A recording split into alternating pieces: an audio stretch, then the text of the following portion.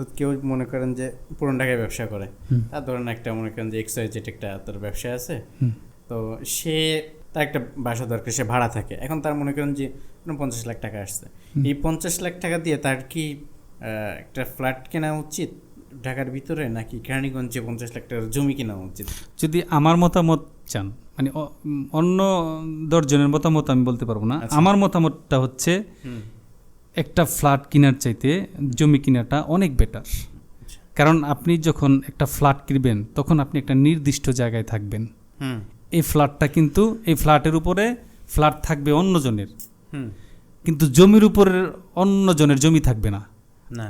যে জমিটা আপনার থাকবে টুডে এন্ড টুমোরো, এই জমির মধ্যে আপনি 5 তলা 10 তলাও করতে পারবেন, সেটা পুরোটাই আপনারই হবে।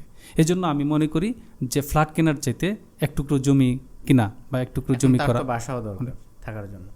যদি এরকম দেখেছে যে অনেকের এরকম সমস্যা থাকতে পারে যে সে শহরে থাকে, তার অনেক ভালো একটা ব্যবসা আছে, তার গ্রামে আসা সম্ভব না, ওই ক্ষেত্রে সে একটা ফ্ল্যাট ওখানে কিনে সাময়িকভাবে ওখানে থাকবে।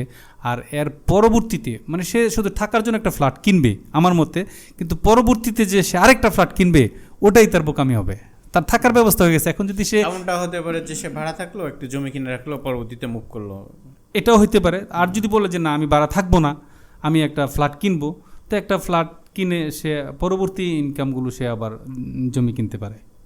বাংলাদেশের প্রেক্ষাপটে আমি একটা ভিডিওতে দেখতেছিলাম, জমি কিনে কেউ কখনো ঠকে নাই, যেখানে জমি কিনছে মোটামুটি যদি একটু বুঝে কিনতে পারে জমি কিনে, যদি বেজালে সে না পড়ে। বাংলাদেশের প্রেক্ষাপটে গোল্ডের থেকেও বেশি, অনেক বেশি প্রফিটেবল জমি প্রচুর। এরকম আমার অভিজ্ঞতা থেকে আমি অল্প একটু কথা বলতে চাই যে আমি আমার চোখে দেখা যে 1 বছরের ভিতরে ধরেন 3 লাখ টাকা শতাংশ জমি কিনছে, 1 বছরের ভিতরে সে 5 লাখ টাকা 6 লাখ টাকা এরকম শতাংশ লাভ করতে পারছে।